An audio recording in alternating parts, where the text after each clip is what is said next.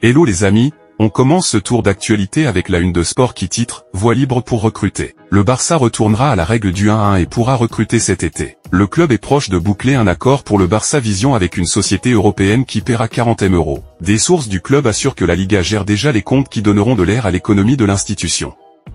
Au cours des 2 prochaines années, l'Anglais sera le joueur le mieux payé de l'équipe, aux côtés de Lewandowski et Frenkie de Jong. Le Barça a proposé à l'Anglais de résilier son contrat, mais le joueur a refusé. Vitor Roque a écourté ses vacances et est déjà rentré à Barcelone. Il a commencé à s'entraîner pour montrer à Hansi Flick qu'il pouvait être un joueur important. L'Atlético Madrid a proposé un échange Vitor Roque contre Joao Félix. Vitor Roque a des offres de la Juventus et de 2 équipes de Premier League. Ce dernier serait prêt à officialiser un transfert définitif, ce qui n'est pas du tout clair au Barça. Newcastle a fait une offre de 20 millions € au FC Barcelone pour Ferran Torres. Le joueur et le club ne veulent rien entendre car son prix minimum est environ 35 ou 40 millions €. Manchester City est ouvert à négocier Cancelo et est prêt à faciliter son départ.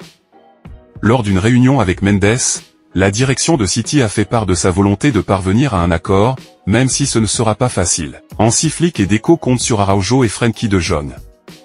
Ils estiment qu'il ne faut pas les perdre car l'équipe serait moins forte. Seule une offre complètement folle ferait changer les plans. Messi, Mbappé a dit que l'Euro est plus difficile que la Coupe du Monde. Il a aussi dit que les équipes sud-américaines n'avaient pas la même concurrence que les Européens.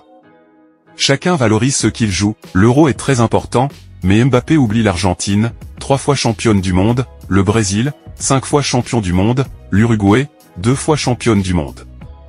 Il y a beaucoup de champions du monde exclus pour dire que l'Euro est le plus difficile, n'est-ce pas? Pendant la Coupe du Monde, les meilleures équipes sont là, tous les champions du monde sont généralement présents.